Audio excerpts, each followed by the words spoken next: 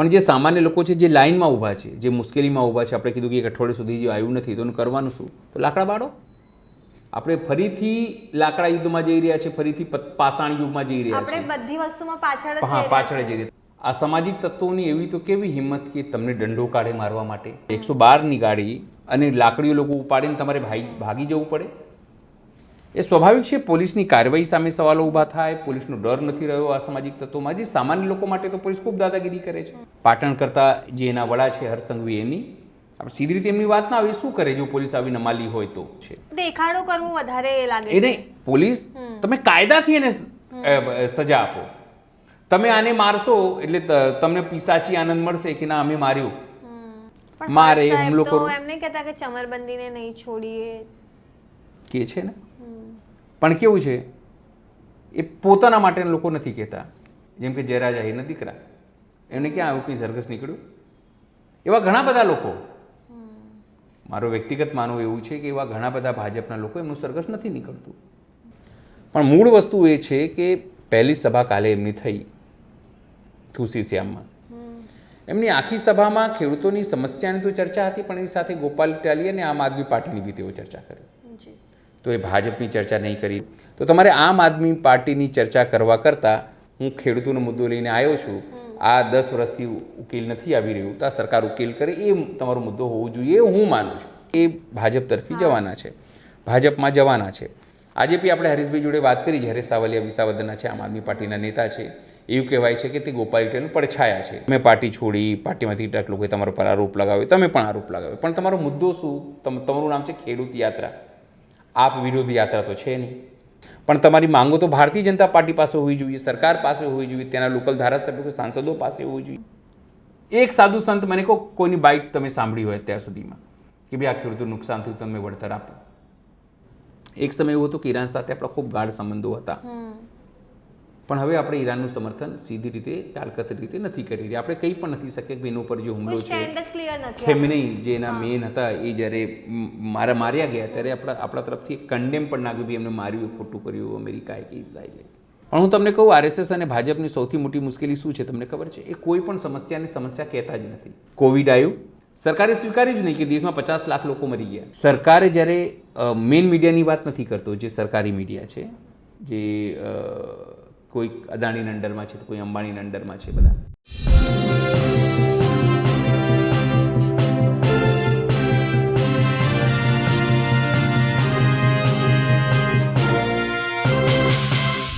નમસ્કાર, હું છું ચંદ્રિકા પુત્રી નિરાલી અને આપ સૌનું સ્વાગત છે અમારા વિશેષ કાર્યક્રમ અખબારોની ચટરપટરમાં, જ્યાં આપણી સાથે જોડાયા છે સહયોગી અનિલ પટેલ.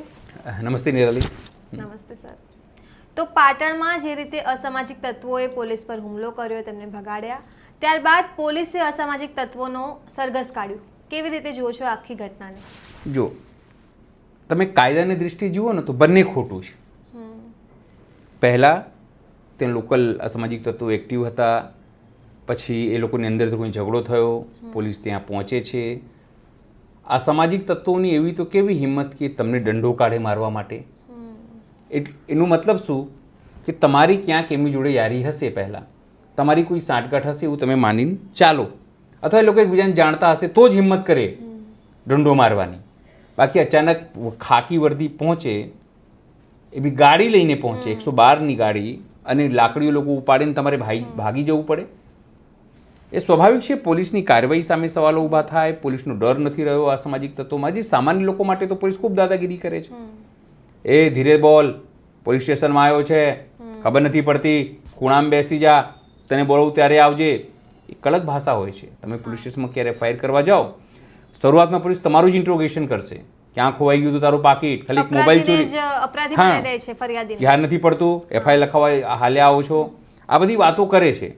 સવાલ એ છે કે એ અસામાજિક તત્વો વિડીયોમાં આપણને જે દેખાય છે, દોડતા, દંડો મારતા અને પોલીસથી ભાગતા. હવે પોલીસે એ જ દિવસે સાંજે તમે પીઆઈને જુઓ, ત્યાં લોકલ હેડ કોન્સ્ટેબલ, એલઆરડી, આવા લોકોને ત્યાં સસ્પેન્ડ કરી દેવામાં આવ્યા. પછી શું, આ તો પોલીસની નાક કપાઈ ગઈ.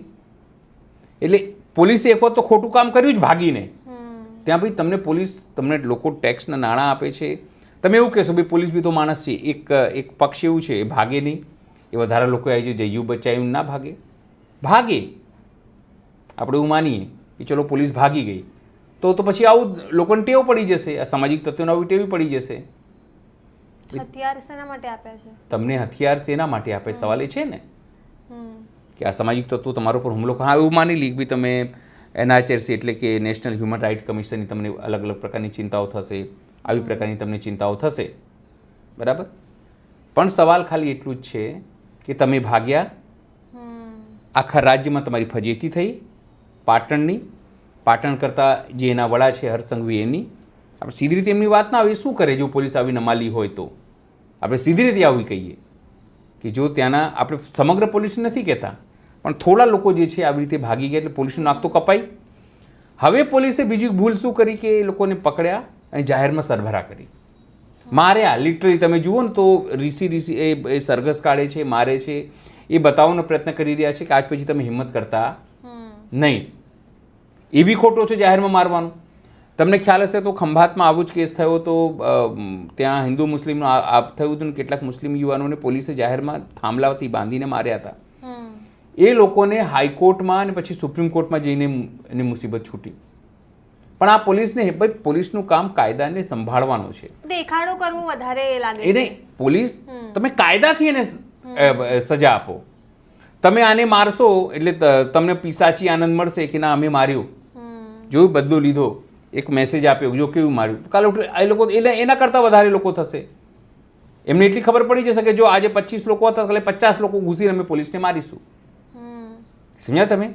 તમે કાયદાનો ડર દેખાડો. તમે કાયદાનો ડર દેખાડો કે તમને ફિટ કરી દઈશું, કલમો ઓછી થશે, તમે 5 કે 10 20 વર્ષ માટે તમે જેલમાં રહેશો. તમે એ વસ્તુ કરો. જ્યારે આ સામાજિક તત્વો મોટા થતા હોય ત્યારે હું તમને કહી દઉં કે કોન્સ્ટેબલ, હેડ કોન્સ્ટેબલ, જે તે વિસ્તારનું પોલીસ સ્ટેશનનો વહીવટદાર, તમામ લોકો એને ઓળખતા હોય. પણ એ જ્યારે મોટો ખૂબ થઈ જાય, એ તંત્ર, પ્રશાસન, લોકલ અધિકારીઓ, એ લોકો આ સામાજિક તત્વોને મોટો કરવામાં એનો ફાળો થતો હોય, પછી અચાનક તમે સફાળો જાગો છો ને ક્યાંક એન્કાઉન્ટર કરો છો ને કે આવી રીતે દંડાઓથી મારો છો. પણ હિંમત ક્યાંથી આવી આટલી બધી? આવે, મેં તમને શું કીધું, તમારી સાંઠગાંઠ લોકો હોય, સાંઠગાંઠ. આપણે કોઈ એવો વ્યક્તિ જે આ સામાજિક તત્વ છે પણ એને કોઈ મારી જરૂરિયાત પૂરી કરી, કોઈ બી જરૂરિયાત પ્રકારની, પછી કાલ ઉઠીને એ મારાથી બીવે નહીં. એમાંથી શું કામ બીવે? ભાઈ મને ખબર છે કે અનિલભાઈને તો આપું છું પડીકો દર મહિને, તો મારા વિરુદ્ધમાં સ્ટોરી કેવી રીતે ચલાવે? જો એના વિરુદ્ધમાં સ્ટોરી ચલાવું તે મને મારે, હુમલો કરો. એમ નહીં કહેતા કે ચમરબંધીને નહીં છોડીએ કે છે ને, પણ કેવું છે એ પોતાના માટે લોકો નથી કહેતા. જેમ કે જયરાજ આહિરના દીકરા, એમને ક્યાં આવું કંઈ સરઘસ નીકળ્યું? એવા ઘણા બધા લોકો, મારો વ્યક્તિગત માનવું એવું છે કે એવા ઘણા બધા ભાજપના લોકો, એમનું સરઘસ નથી નીકળતું. પણ તમને લાગે છે કે આનું સરઘસ નીકળવું જોઈએ, સબક શીખવાડવું જોઈએ, તો એનું સરઘસ નીકળે છે. ચિરાગ ગુટીની વાત કરીએ અત્યારે જે આવે, જેની સુરતમાં વાત, એ પોલીસ અધિકારીઓ જોડે, કર્મચારીઓ જોડે હસીને વાત કરે છે. જો તમારે એવા પ્રકારના રિલેશન રાખવાના હોય તો પછી આવા પ્રકારના નાટકો કરવાનો શું ફાયદો? મેં કીધું કે હરસંઘવીને કહેતા લિમિટેશન હોઈ શકે છે કે બધી જગ્યાએ નજર એક વ્યક્તિ કેવી રીતે રાખે, પણ તમે સિસ્ટમ જ એવી બનાવો ને કે તંત્રના અધિકારીઓને બીક ન લાગે. પણ તમે નથી કરતા. મેં ના કીધું જો આ કેસ જે છે વિડીયો વાયરલ થશે આજે નહીં તો કાલે કોઈ હાઈકોર્ટમાં જશે, જેલ, પોલીસવાળાએ તમામ લોકોને જેલ. ભાઈ એ લોકોએ તો ખોટું કર્યું, પણ તમે બી ખોટું કર્યું. આપણે કંઈ એ ગુંડાઓના કે સામાજિક તત્વોના સમર્થનમાં નથી, આપણે સંવિધાનમાં સમર્થનમાં છીએ, આપણે કાયદાના સમર્થનમાં છીએ કે ભાઈ એ તો છે જ ગુંડાઓ જેને કાયદો નથી માનવો, જે કાયદાથી, પણ એના માટે તમે જવાબદાર છો. જ્યારે એ લોકો નાના હતા ત્યારે જ તમે કેમ ના ડામી દીધું એમને? હવે તેઓ મોટા થઈ ગયા ત્યારે જાહેરમાં તમે એને સરભરા કરો છો, તમે મારો છો, એનો વિડીયો વાયરલ કરાવો છો, અથવા થાય છે. કાંઠું કોઈ કેસ કરશે ને આ તમામ પોલીસકર્મીઓ જશે જેલમાં, અથવા તેમની નોકરી જતી રહેશે, અથવા તે સસ્પેન્ડ થશે, તેના માટે કોણ જવાબદાર? ભાઈ ઉપરથી સૂચના હશે, એસપી તરફથી સૂચના હશે, તો જ નીચેના કર્મચારીઓ હિંમત કરે કે આવી રીતે જાહેરમાં જઈને મારીએ. એટલે તમે જે સસ્પેન્ડ થયા લોકો એનો બદલો તમે આવી રીતે લો, એ ચાલે નહીં. પોલીસ બદલો લેવા માટે નથી, પોલીસ કાયદાનું પાલન કરાવવા માટે છે. તમે સમજો, પોલીસને પહેલાં તો ફેક્ચ્યુઅલી ક્લિયર થવું પડે કે શું કરી રહી છે. એ કાયદાનું પાલન જો એ પોતે બદલો લે છે આવી રીતે, ભાઈ પોલીસ તમે વર્દી પહેરો છો, લોકોના ટેક્સના નાણાંથી તમે તમામ વસ્તુઓ કરો છો, તમને અધિકાર મળ્યા છે. જે ડ્રેસ તમે પહેરો છો ને એ બી પોલીસના તે પબ્લિકના ટેક્સના નાણાંથી પહેરો છો. જે બૂટ તમે પહેરો છો, જે મોજા તમે પહેરો છો એ બી ટેક્સના નાણાંમાંથી તમને પગાર સ્વરૂપે મળે છે. જે ટોપી તમે પહેરો છો, જે સ્ટાર તમારા લાગેલા છે, જે બેલ્ટ તમે પહેરો છો, જેને વારંવાર જિગ્નેશ વાણી કહે છે કે પટ્ટા ઉતરી જશે, તો એ તમામ વસ્તુ પણ આ પટ્ટા ઉતરી જવાની ઘટના થઈ છે. એટલે અસામાજિક તત્વો જે ગેરકાયદેસર કૃત્ય કર્યું એ જ કૃત્ય પોલીસે કર્યું. હવે તમને મારે સબક શીખવાડી દીધું, મજા આવી ગઈ. જો એક વર્ગ એવું છે જેને મજા આવે છે કે પોલીસે બરાબર માર્યું, જાહેરમાં જ સાલાઓને મારવા જોઈએ, આ શબ્દોનો ઉપયોગ હોય છે અને ઘણા લોકો કહે છે આ જ બરાબર છે. હારો પણ શું એ કાયમી સોલ્યુશન છે? કાલ ઉઠીને એ લોકો વધારે થશે અસામાજિક તત્વો, તમને ઘેરીને ઘરમાં ઘૂસીને મારશે. એ સોલ્યુશન નથી. તમે સમજો, હિંમત તોડવી હોય તો તમારે કાયદાકીય રીતે તોડવી પડે. તમારે સરભરા કરવી હોય તો તમે પોલીસ સ્ટેશનમાં સરભરા કરો, જાહેરમાં ના કરો. કારણ કે જે લોકોને ઇજ્જત નહીં પડી નથી, તમે એને અંદર મારો કે બહાર મારો, શું ફેર પડે છે? પબ્લિકલી તમે ભાઈ એની ઇજ્જત તો છે જ નહીં. એની શું ઇજ્જત છે? એ લોકો ઉલટાનું ફેમસ થશે. તમે એ કરો છો તો એટલે લોકો એક વખત હશે, પછી પોલીસ તો દર વખતે નહીં હોય ને સામાજિક તત્વો સામે દોરડા બાંધીને કે જે તમે કરો છો એ તમે આજે જ કરવાના છો. મહિના પછી, 2 મહિના પછી તમે બીક બેસાડો છો, એ લોકોને ડર બી નીકળી જશે પોલીસનું. દંડા મારવાના આ લોકો પાસે કાયદાનો ડર હોવું જરૂરી છે. તમે સમજો, કાયદા બનાવવાથી આપણે મર્ડર રોકી શકતા નથી, બળાત્કાર રોકી શકતા નથી, કશું જ ચોરી ઘર નથી રોકી શકતા. પણ કાયદાથી તમે સજા અપાવો ને જલ્દી અને સ્પીડી, તો લોકો ડરે કે પોલીસ પકડશે, જેલમાં નાખી દેશે. મર્ડર કરીશ તો સજા થશે, ફાંસી થશે. કોઈ બળાત્કાર કરીશ તો મને ખૂબ ખરાબ રીતે ટ્રીટ કરવામાં આવશે અથવા મને સમાજમાંથી બહિષ્કૃત કરવામાં આવશે. એ ડર હોવું જોઈએ. એ સંવિધાનનો ડર હોવું જોઈએ, કાયદાનો ડર હોવો જોઈએ. તમે આજે એને માર્યું, કાલે તમને મારશે. આનાથી કોઈ ઉકેલ નથી. બીજો એક પ્રશ્ન છે, હાલમાં દેશમાં અને રાજ્યમાં વરસાદી માહોલ છે. ગુજરાતના 80% તાલુકાઓમાં કમોસમી 80 તાલુકાઓમાં કમોસમી વરસાદ થયો છે. ખેડૂતોને ખૂબ નુકસાન થયું છે અને આની વચ્ચે રાજુ કરપડાની યાત્રા પણ છે. શું વિચારો છો? જો આજે જ અમરેલીથી રાજુ કરપડાના પોસ્ટ એક મુકાયું છે કે કારણ કે કાલે જ્યારે તેઓ નીકળી હતા એ પણ વિડીયો આપણે જોયું છે. એમની રેલી એટલા વરસાદમાં, આટલું નુકસાનીમાં તમે જુઓ તો 100-150 ગાડીઓ સાથે રેલી ફરી રહી છે. ખેડૂત સાથે તેઓ સંવાદ સતત કરી રહ્યા છે, મળી રહ્યા છે. અને આજે અમરેલી કલેક્ટરમાં તેઓ રજૂઆત કરવા ગયા હતા કે ભાઈ જે નુકસાની થયું છે એને સર્વે કરીને લાભો આપવામાં આવે. પણ મૂળ વસ્તુ એ છે કે પહેલી સભા કાલે એમની થઈ તુલસીશ્યામમાં. એમની આખી સભામાં ખેડૂતોની સમસ્યાની તો ચર્ચા હતી, પણ એની સાથે ગોપાલ ઇટાલિયા અને આમ આદમી પાર્ટીની બી તેઓ ચર્ચા કરી. તો એ ભાજપની ચર્ચા નહીં કરી, તેઓએ કોંગ્રેસની ચર્ચા નહીં કરી. તમે લડતા હતા કોની સામે?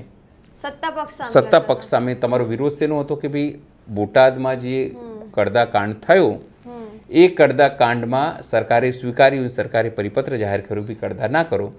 પછી એના સમર્થનમાં તમે લોકોએ જે આંદોલન હળદળમાં કર્યું એમાં પોલીસ આવી, પોલીસે માર્યું, તમામ વસ્તુઓ કરી. એ જ ઘટના ચર્ચામાં હતી.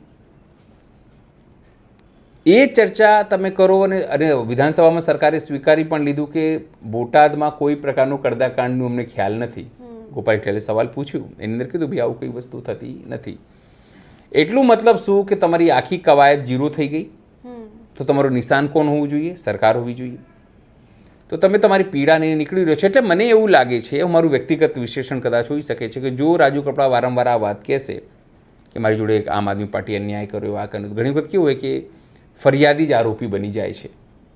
પછી લોકો કેવું છે યાર કંડે યાર આની પાસે લોકોને એટલી વાત તો ખ્યાલ છે ને કે ભાઈ તમારી માંગો જે છે એ સરકાર પાસે છે, તમારી સમસ્યાનું સમાધાન સરકાર પાસે છે. તમે સરકારને લલકારવું જોઈએ કે ભાઈ જો આ સમસ્યાનું સમાધાન 30 વર્ષથી નથી થયું, 20 વર્ષથી નથી થયું, 10 વર્ષથી નથી થયું, તો તમારે આમ આદમી પાર્ટીની ચર્ચા કરવા કરતાં હું ખેડૂતોનો મુદ્દો લઈને આવ્યો છું, આ 10 વર્ષથી ઉકેલ નથી આવી રહ્યું, તો આ સરકાર ઉકેલ કરે એ તમારો મુદ્દો હોવો જોઈએ, હું માનું છું. અને આટલા દિવસ જેલમાંથી બહાર આવ્યા તો 108 દિવસ પણ એક વાર એવું નથી કીધું કે સરકારે ખોટું કર્યું કે સરકારના કંઈ જ નહીં. એટલે મૂળ વસ્તુ એટલા માટે જે જો તેમના સમર્થક છે કે આમ આદમી પાર્ટી છે કે કોંગ્રેસ છે કે જે પોલિટિકલ પંડિતો છે, ખાસ કરીને જગદીશ મહેતાની વાત કરું, તે તો વારંવાર કહી ચૂક્યા છે કે એ ભાજપ તરફી જવાના છે, ભાજપમાં જવાના છે. આજે બી આપણે હરીશભાઈ જોડે વાત કરી છે, હરેશ સાવલિયા વિસાવદરના છે, આમ આદમી પાર્ટીના નેતા છે. એવું કહેવાય છે કે તે ગોપાલ ઇટાલિયાનું પડછાયા છે ત્યાં વિસાવદરમાં. એમણે પણ એ જ કીધી વાત કે ભાઈ જે એ આમ આદમી પાર્ટી કે ગોપાલ ઇટાલિયાની બુરાઈ કરે અથવા એને કોસે, ભાઈ જે વાત થઈ એ થઈ જે તે સમય દરમિયાન. તમે પાર્ટી છોડી, પાર્ટીમાંથી કેટલાક લોકોએ તમારા પર આરોપ લગાવ્યો, તમે પણ આરોપ લગાવ્યો, પણ તમારો મુદ્દો શું? તમારું નામ છે ખેડૂત યાત્રા, આપ વિરોધ યાત્રા તો છે નહીં. પણ એવું જ લાગી રહ્યું છે. હા, એટલે આ આપ વિરોધ યાત્રા કે ગોપાલ ઇટાલિયા વિરોધ યાત્રા થઈ ગઈ છે. એટલે જે લોકલ ખેડૂતો છે તેમના મનમાં પણ એક વાત શંકા જશે કે આપ વિરોધ યાત્રા કેમ છે, શું આપને નુકસાન પહોંચાડવા માંગે છે? પણ તમારી માંગો તો ભારતીય જનતા પાર્ટી પાસે હોવી જોઈએ, સરકાર પાસે હોવી જોઈએ, ત્યાંના લોકલ ધારાસભ્યો કે સાંસદો પાસે હોવી જોઈએ, પણ તમે નથી કરી રહ્યા. એટલે એક ન્યુટ્રલ તરીકે તમને એવું લાગશે કે આજે નહીં તો કાલે જો આવું જ ચાલતું રહ્યું તો લોકો કહેવાય ને કે ઉલટી થઈ જાય તમને કે આ શું યાર એક જ જગ્યાએ તમે વાત આવીને કરી રહ્યા છો. ઠીક છે, તમારી જોડે જે અન્યાય થયો, પણ તમે તો ખેડૂતોના ન્યાય માટે લડી રહ્યા છો ને, અને ન્યાય કોની પાસેથી મળશે? સરકાર પાસેથી મળશે. તો શું એ ન્યાય મેળવવા માટે તમે ભાજપમાં સીધી રીતે જવાના છો કે પછી આડકતરી રીતે નુકસાન કરીને જવાના છો? એટલે એ આપણે સમજવી પડશે નિરાલી એ વાત. અને એ રાજુ કરપડાને બી એ વાત સમજવી પડશે કે જો એ પોતાનું આમ આદમી પાર્ટીને કાપીને તમે તમારી લાઈન મોટી કરો.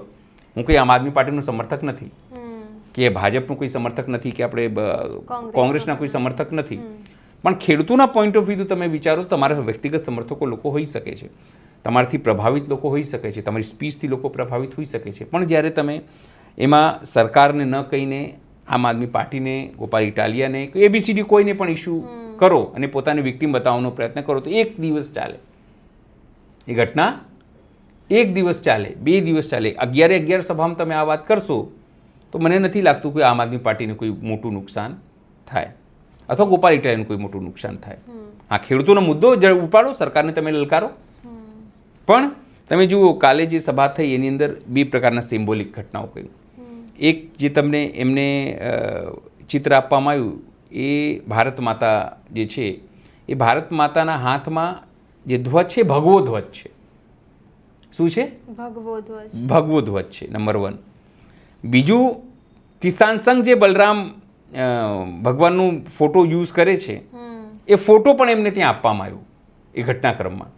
ભગવો ધ્વજ વાળો ફોટો ભારત માતાનો અને બલરામ એ ક્યાંક ને ક્યાંક તમને આ પાછળ RSS, આની પાછળ ભાજપ, આની પાછળ કિસાન સંઘ, આની પાછળ ભાજપ કે RSSની આનુષાંગિક સંસ્થાઓ, આ તમામ હોવાની સંભાવના છે. હું નથી કહેતો, પણ હું તો બહુ દૂર છું સમય એમની ક્યાં તુલસી સામે ક્યાં અમદાવાદની સ્ટુડિયોમાં બેસીને આપણે ચર્ચા કરી રહ્યા છીએ, પણ હું બહુ દૂર છું એ ઘટનાક્રમથી અને હું જોઈ રહ્યો છું કે એની અંદર પાછળથી આમ આદમી પાર્ટીનો તમે વિરોધ કહો કે કોંગ્રેસને વિરોધ કરીને પોતાની જમીન મજબૂત કરવાની વાત હોય તો એ કિસાન સંઘ એની અંદર એક્ટિવ દેખાય છે.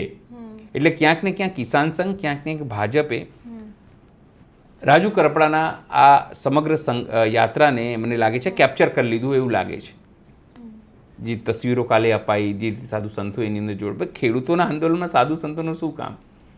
હા, તમે આશીર્વાદ લઈ લો, જે તે મંદિરમાં જઈને તમે આશીર્વાદ લીધો, એ સાધુ સંતોને કહો કે તમે ખેડૂત મુદ્દે માંગ કરો, સરકાર પાસે માંગ કરશે. મને કહો કયો સાધુ સંતે માંગ કરી? શું ગિરનારના કોઈ સાધુ સંતે માંગ કરી? અખિલ ભારતીયના સાધુ સંતો કોઈ માંગ કરી? આપણા શંકરાચાર્યજીએ ક્યારેક ખેડૂતો અંગે માંગ કરી? એ તો હિન્દુત્વની વાત ચાલે છે કે ખેડૂતોને આપો, ખેડૂતોનો માફ કરો. ખેડૂતો હિન્દુ જ છે ને, એ જો કહું છું. શું એ સાધુ સંતોને આ ખેડૂતો માનતા નથી? ઇવન એ કલાકારોની હું તમને વાત કરું, આ મોટા મોટા કલાકારો તમે મને કહો એ માંગ કરે છે કે ભાઈ ખેડૂતોને આટલું નુકસાન થયું છે કે ખેડૂતોને દેવા માફ કરો કે ખેડૂતોને કોઈ માફ કરે છે? જો આ સંતો ના બોલતા હોય તો ખેડૂત સભામાં સંતોનું શું કામ? જો આ એક્ટરો ના બોલતા હોય તો ઘણા બધા એક્ટરોએ કે ઇન્ફ્લુએન્સરોએ જે છે એમના માટે સમર્થન આપ્યું છે, એનું શું કામ? હવે દરેકમાં એક કેટેગરી થઈ ગઈ છે સમર્થકો વાળી. હા, તમને એ જ હું કહું છું. તો એ લોકો ડાયરેક્ટ કેમ નથી બોલતા? એક સાધુ સંત મને કહો કોઈની બાઇટ તમે સાંભળી હોય અત્યાર સુધીમાં કે ભાઈ આ ખેડૂતોને નુકસાન થયું, તમે વળતર આપો? એનું મતલબ શું કે માત્ર રાજુ કરપડાને ચહેરા તરીકે ઉપયોગ કરીને પોતાની રાજનીતિક જમીન જે છે તે ભારતીય જનતા પાર્ટી મજબૂત કરી રહ્યું છે. જી સર. LPGની વાત કરીએ તો સરકારે હવે સ્વીકાર્યું છે કે LPGના પુરવઠામાં અછત છે, જેનાથી 13 લાખ કરોડનું નુકસાન પણ થયું છે. શું કહેવા માંગો? જો આ બે વસ્તુ છે નિરાલી. એક ઇઝરાયલ, અમેરિકા અને ઈરાન યુદ્ધની અસર છે. ઈરાનની પાછળ સીધી રીતે ચીન અને પુતિન એટલે કે રશિયા ઊભા છે. એમણે લેખિતમાં બયાન જારી કર્યું ઇન્ટરનેશનલ કે અમે બંને એમની સાથે છીએ. હોર્મુઝ બંદર જેને કહેવાય છે, હોર્મુઝ જલડોમરું, જ્યાંથી આપણી તમામ સીપો નીકળે છે, એ તમામમાં ઈરાને કીધું છે કે જો તમે ચાઇનીઝ યુવાનની ત્યાં જેમાં રૂપિયો છે ને ત્યાં યુવાન કરન્સી છે, યુવાનમાં તમે પેમેન્ટ કરશો, જેને બી જવાની પરમિશન આપે એ યુવાનમાં પરમિશન. એનું મતલબ શું થયું? ભારતના 20થી વધુ કે 25થી વધુ ત્યાં સંકળાયેલા છે. એક સમય એવો હતો કે ઈરાન સાથે આપણા ખૂબ ગાઢ સંબંધો હતા, પણ હવે આપણે ઈરાનનું સમર્થન સીધી રીતે કાલકતરી રીતે નથી કરી રહ્યા. આપણે કંઈ પણ નથી શકીએ કે એના ઉપર જે હુમલો છે, ખેમનેઈ જે એના મેન હતા એ જ્યારે માર્યા ગયા ત્યારે આપણા તરફથી કન્ડેમ પણ ના ગયું, એમને માર્યું, ખોટું કર્યું અમેરિકાએ કે ઇઝરાયલે. આખી ઘટનામાં એવું છે કે એના કારણે ભાઈ ઓઇલની કે ક્રૂડની કે ગેસની જે સપ્લાય છે બાધિત થઈ. પણ હું તમને કહું, આરએસએસ અને ભાજપની સૌથી મોટી મુશ્કેલી શું છે તમને ખબર છે? એ કોઈ પણ સમસ્યા કહેતા જ નથી. રાષ્ટ્ર પર ખતરો. હા, અને કેવી રીતે હું તમને કહું, નોટબંધી થઈ, લોકો લાઈનમાં ઊભા રહ્યા, પણ આની સમસ્યા માની જ નહીં સરકારે. એ તો કે રાષ્ટ્રનું ઘડતર કરી રહ્યા છે, આનાથી ક્લીન કરી રહ્યા છે. કોવિડ આવ્યું, સરકારે સ્વીકાર્યું જ નહીં કે દેશમાં 50 લાખ લોકો મરી ગયા, આના કરતાં બી વધારે મરી ગયા હશે, પણ સરકારે સ્વીકાર્યું જ નહીં. મને ત્યાં ગુમડું થયું હોય કે મારી આ વસ્તુને કેન્સર થયું હોય અને જો હું કેન્સર માનું જ નહીં એને, તો નિદાન ક્યાંથી થાય? આપણે સમસ્યાને માનીએ જ નહીં. આરએસએસની પેટર્ન છે, ભાજપની પેટર્ન છે, એને દેશ સાથે સરખાઈ દેને અમૃતકાળ કે આ બધી વસ્તુઓ કે. પણ સરકાર ઉપર આટલું પ્રેશર હતું વિપક્ષનું કે સરકારે સ્વીકારવું પડ્યું કે હા મુશ્કેલી છે. કેમ? મોટી મોટી યુનિવર્સિટી જ્યાં હોસ્ટેલ છે સાહેબ, ત્યાં લાકડાથી ભોજન બની રહ્યા છે. સ્વામિનારાયણ મંદિરો તમે જાઓ ત્યાં લાકડાથી છાણાથી, કેટલીક તો હોસ્ટેલોમાં તમે જુઓ કે એક જે શાક કે બી મળતું થયું એક જ શાક કરી દેવામાં આવ્યું છે. કેટલીક કોમ્યુનિટી છે હોસ્ટેલ એ તો બંધ કરી દેવામાં, બોર્ડ અમારી પાસે માહિતી એક બી અમે લોકો બંધ કરી દીધી જમાડવાનું લોકોને. કેટલીક ધર્મશાળાઓ છે ત્યાં ટાઈમ લિમિટ બાંધી દેવામાં, ત્યાં લાકડાઓથી ભોજન બને છે મોટી મોટી જગ્યાએ. સરકારે જ્યારે મેઇન મીડિયાની વાત નથી કરતો, જે સરકારી મીડિયા છે, જે કોઈક અદાણીના અંડરમાં છે તો કોઈ અંબાણીના અંડરમાં છે, બધા એ મીડિયાની હું વાત નથી કરતો. સોશિયલ મીડિયા ઇન્ફ્લુઅન્સરો કે જે સોશિયલ મીડિયાની જે ચેનલો છે એ લોકોએ તમામ વસ્તુ ઉજાગર કરી કે ભાઈ મુશ્કેલી છે. આ તમામના દબાણમાં આવીને સરકારે આખરે સ્વીકાર્યું કે ભાઈ મુશ્કેલી છે, તંગી છે.